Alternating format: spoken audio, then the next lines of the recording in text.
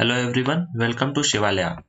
इस वीडियो में मैं आपसे IBPS PO 2020 का प्रीलिम्स के लिए स्ट्रैटेजी डिस्कस करूंगा, जो कि मैंने पर्सनली यूज किया था अपना एग्जाम क्लियर करने के लिए। जैसे कि मैंने आपको बताया है कि मैंने 2017 में IBPS PO और क्लर्क दोनों क्लियर किया हुआ है और मैं अभी as an officer public sector bank में पोस्टेड हूँ। IBPS PO प्रीलिम्स हमारे टाइम पे होता था जिसमें 100 क्वेश्चंस और 60 मिनट्स होते थे। उसमें टाइम डिवाइड किया हुआ नहीं होता था, लेकिन अभी नए पैटर्न में आपको क्वांट के लिए 20 मिनट्स, रीजनिंग के लिए 20 मिनट्स और इंग्लिश के लिए 20 मिनट्स मिलते हैं। क्वांट में 35 मार्क्स है, रीजनिंग में 35 मार्क्स है और इंग्लिश में 35 मार्क्स है। पहले हम चूज कर पाते थे कि हमें कौन सा पार्ट पहले चूज करना है, क्वांट पहले करना है, रीजनिंग या इंग्लिश, लेकिन अभी आपके पास वो ऑप्शन नहीं है। आपको जो भी पार्ट पहले दिया जाएगा आपको वो करना है और आपको उसके लिए बस 20 मिनट्स मिलेंगे। इसको कैसे अप्रोच करना है? पहला है हमारा क्वांट। क्वांट को कैसे अप्रोच करना है? क्वांट में 20 मिनट्स है हमारे पास, जिसमें कि हमें क्या क्या मिलेगा? हमें सीरीज मिलेगा, सीरीज के क्वेश्चन आएंगे 5 मार्क्स के। दूसरा है क्वाड्रेटिक, क्वाड्रेटिक इक्वेशन आएगा 5 मार्क्स। तीसरा है अप्रोक्सीमेशन और सिंप्लीफिकेशन। अप्रोक्सीमेशन या सिंप्लीफिकेशन भी हमें 5 मार्क्स का मिलेगा। चौथा है डेटा इंटरप्रिटेशन, DI। DI हमें 10 मार्क्स का मिलेगा, 5-5 मार्क्स का 2 DI। और फिर आता है मिसलेनियस क्वेश्चंस, मिसलेनियस क्वेश्चन जो कि 10 मार्क्स का रहेगा। तो हमें क्या करना है? सबसे पहले हमें सीरीज, क्वाड्रेटिक और अप्रोक्सीमेशन कंप्लीट करना है। कितना टाइम लेना है इन तीनों के लिए? 10 to 12 minutes, 10 to 12 minutes time लेना है। अब सीरीज के क्वेश्चन, क्वाड्रेटिक इक्वेशन के क्वेश्चन और अप्रोक्सीमेशन के क्वेश्चन को आपको 15 मार्क्स आपको 10 से 12 मिनट में कवर करना है। अभी जैसे कि सीरीज में 5 क्वेश्चन रहेगा, तो सीरीज के 5 क्वेश्चन में आपको 3 मिनट से ज्यादा यूज नहीं करना है। सीरीज के 5 क्वेश्चन में आपको 3 मिनट से ज्यादा यूज नहीं करना है। सीरीज के क्वेश्चन ऐसे होते हैं जो आपको पहले 20 सेकंड्स में समझ आ जाएगा कि पैटर्न क्या है। अगर आपको 20 सेकंड्स के अंदर समझ नहीं आ रहा है कि पैटर्न क्या है, तो आप उसमें 1 मिनट या 1 मिनट से ज्यादा वेस्ट मत कीजिए। आप नेक्स्ट क्वेश्चन में जाइए। आप एक क्वेश्चन स्किप कर सकते हैं अगर आपको समझ नहीं आ रहा है। मैं क्या करता था, जब 5 क्वेश्चन आते थे सीरीज के, 5 में से 3 या 4 मैं आसानी से निकाल लेता था। 10 से 15 सेकंड में मुझे पता चल जाता था कि पैटर्न क्या है। लेकिन अगर बाई चांस किसी किसी एग्जाम में मुझे कोई एक क्वेश्चन समझ नहीं आता था, मैं उसको स्किप कर देता था, क्योंकि मैं अगर इसमें 1 मिनट या 1 से ज्यादा मिनट लगाता हूं तो मैं बाकी क्वेश्चन अटेम्प्ट करने का मुझे टाइम ही नहीं मिलता है और आपके पास नंबर ऑफ क्वेश्चंस काफी है, टाइम बहुत कम रहता है। तो जो भी सीरीज के क्वेश्चन आपको पहले 15-20 सेकंड्स में समझ आ रहे हैं, आप उनको पहले अटेम्प्ट कीजिए और जो समझ नहीं आ रहे हैं आप उनको स्किप कीजिए और फिर क्वाड्रेटिक इक्वेशन में जाइए। क्वाड्रेटिक इक्वेशन कितना भी टफ हो, आप 3 मिनट में 5 क्वेश्चन इजीली कर सकते हैं। 3 मिनट में 5 क्वेश्चन आप इजीली कर सकते हैं अगर आपको सारे ट्रिक्स और शॉर्टकट्स पता है।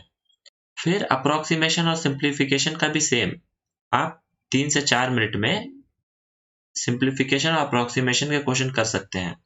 तो अगर इन तीनों को मैं बढ़ा करके भी लिखूं तो मैं आपको 10 से 12 मिनट दे रहा हूं ये तीनों टॉपिक 15 मार्क्स कवर करने के लिए। तो मान लीजिए आप 12 मिनट में 15 मार्क्स कवर कर लिया आपने, फिर आपके पास 8 मिनट टाइम बचता है और आपके पास 2 डेटा इंटरप्रिटेशन और 10 मिसलेनियस सवाल है, जिसमें आपको सारे क्वेश्चंस मिलेंगे, profit and loss, simple interest, compound interest, time and work के। तो नेक्स्ट 8 मिनट में आपको डेटा इंटरप्रिटेशन पे ज्यादा फोकस करना है, क्योंकि वो ज्यादातर इजी रहते हैं प्रीलिम्स एग्जाम पे। बहुत टफ डेटा इंटरप्रिटेशन आता नहीं है प्रीलिम्स में। तो 8 मिनट में आपको 10 डेटा इंटरप्रिटेशन करने का कोशिश करना है। बाई चांस अगर आप 2 डेटा इंटरप्रिटेशन नहीं कर पा रहे हैं तो आप एक कंप्लीट कीजिए 4 से 5 मिनट में, और बाकी के 2 या 3 मिनट जो भी हो आप मिसलेनियस के 10 क्वेश्चन को जल्दी जल्दी देखिए। आपका जो भी स्ट्रॉन्ग पॉइंट है, जो भी स्ट्रॉन्ग चैप्टर है, आप उस पर जाइए और मिसलेनियस का 1 या 2 क्वेश्चन करने का आप कोशिश कीजिए।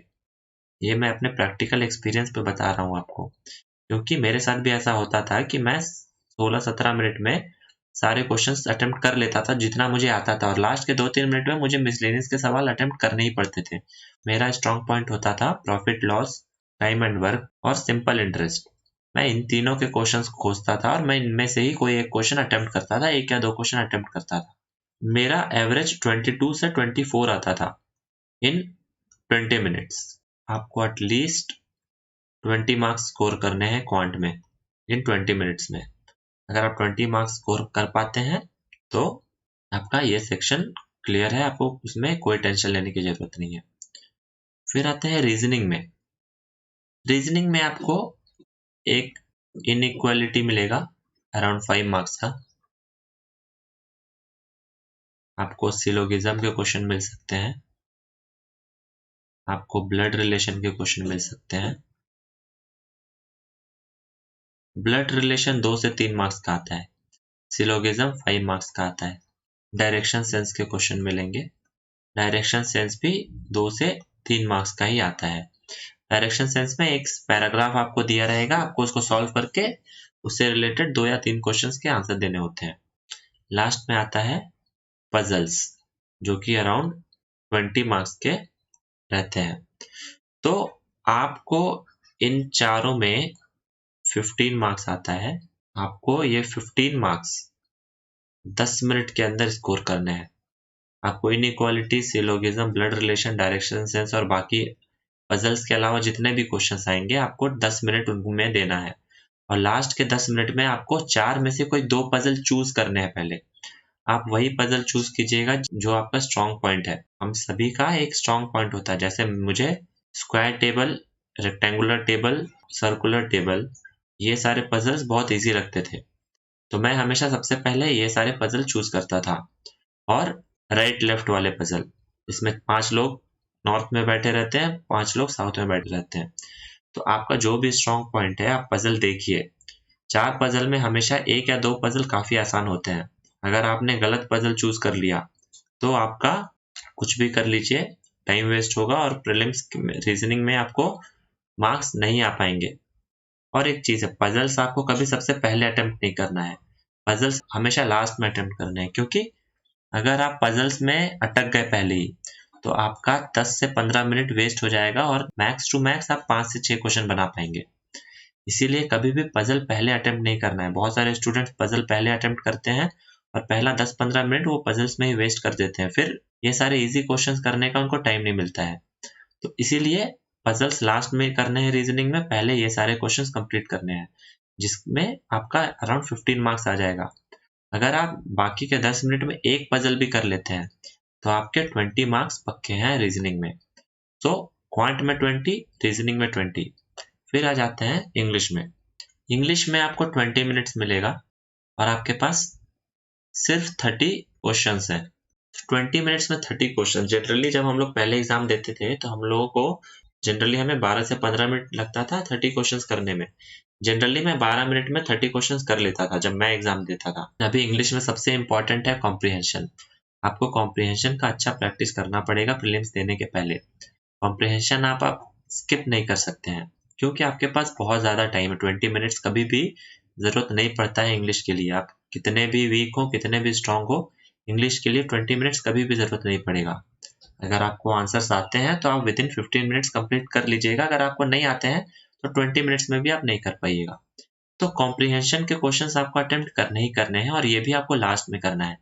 कॉम्प्रिहेंशन 10 मार्क्स के आते हैं प्रीलिम्स एग्जाम में।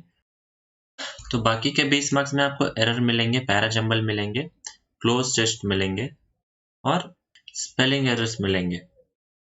इसमें आपको बहुत ज़्यादा भी तो 10 मिनट लगेगा। 10 मिनट्स में आपको ये 20 मार्क्स के क्वेश्चन कंप्लीट करने हैं और आपको कॉम्प्रिहेंशन रीडिंग करना शुरू करना है। अगर आप 5 मिनट भी लेते हैं कॉम्प्रिहेंशन रीडिंग करने में तो भी आपके पास सफिशिएंट टाइम रहता है सारे क्वेश्चंस को आंसर करने के लिए। तो आप हमेशा कॉम्प्रिहेंशन को रीड कीजिए। कुछ लोग क्या करते हैं, पहले क्वेश्चंस पढ़ते हैं फिर कॉम्प्रिहेंशन को जा करके पढ़ते हैं। वो बहुत गलत टेक्निक है। अगर आप पहले क्वेश्चन पढ़ते हैं और फिर जाके कॉम्प्रिहेंशन में उसका आंसर खोजते हैं तो आपको 90% टाइम वेस्ट होता है।